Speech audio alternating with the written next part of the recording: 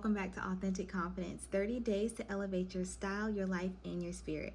I'm Monique, and today on this episode, we're diving into a topic that I love dearly, and that's confidence in your 40s. Now that I'm in my 40s, I'm so much more grounded. I know who I am, I know my strengths, I know my flaws, and I'm not trying to get approval from a room full of strangers.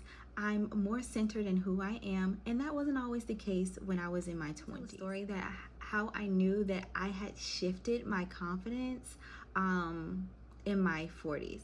So I went on a date. Okay, I don't know if it was a date. I call it more of like a meetup with this guy, and we went to this bar. And if you're in Dallas, there's this really cool sushi bar. It's called Uchi. It's really nice. The ambiance is nice. The drinks are great. But I would recommend if you are hungry to eat before, because both times I went, I left hungry. It just wasn't not enough food. Just like little bites. But anywho, let's jump back into it. So I ended up meeting the guy at the bar. We sat down. We started the conversation. The conversation was going. It was going pretty good. We were talking about our common interests and whatnot. And then all of a sudden, I started to hear like these microaggressions that he was saying. So he was saying things like, "Oh, I like your hair. Is it real?" And like trying to like laugh it off and kiki.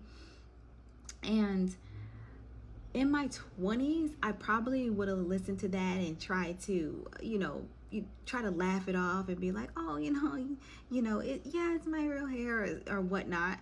But now in my 40s, I was like, okay, you know what? I'm not going to sit around with here. I don't have to sit here and take this.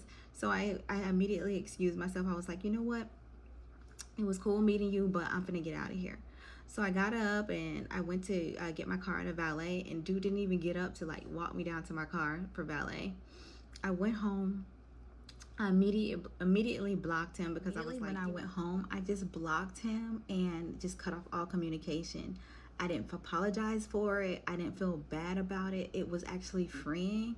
And I know in my 20s, I would have felt as though I had to send a message and be like, "Oh, I'm sorry, the connection's just not there," or explain myself. But now being in your 40s and being authentically confident in who I am, it's just, cut and dry. It's over. It's not serving me. I don't choose to partake in this anymore, and it's just done. I'm embracing in my 40s is my knowledge of self. I know what energizes me. I know what drains me.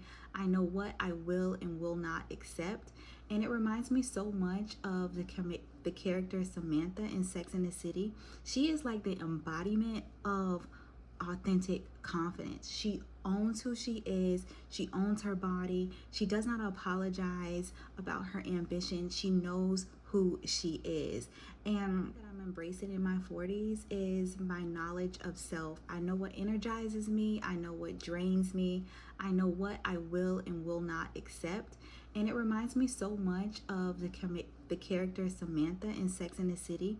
She is like the embodiment of authentic confidence. She owns who she is. She owns her body. She does not apologize about her ambition. She knows who she is. So much about that character. It's something that I definitely take into my life, and I just own who I am. Resonated with you? I would like you to like, comment, and subscribe, and tell me what you love most about yourself today. Stay bold, stay true, and step into the spotlight and become the star of your own life.